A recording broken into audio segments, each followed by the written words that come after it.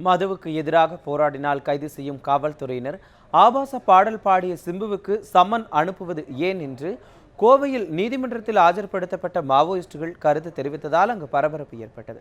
கோவை மாவட்டத்தில் கடந்த மே மாதம் மாவோயிஸ்டுகள் 5 பேரை கியூ பிரிவு காவல்துறையினர் கைது செய்தனர்.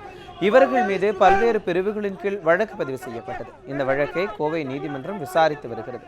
இந்நிலையில் நீதிமன்ற காவல் முடிவடைந்ததை தொடர்ந்து கோவை மாவட்ட முதன்மை நீதிமன்ற நீதிபதி பொங்கியப்பன் முன்பு மாவோயிஸ்டுகள் இன்று ஆஜர்படுத்தப்பட்டனர்.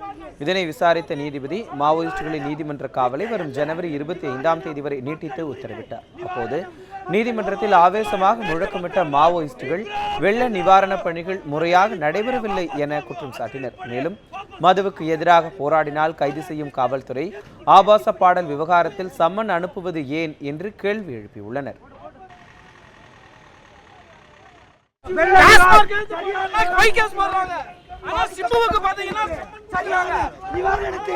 மக்களுக்காக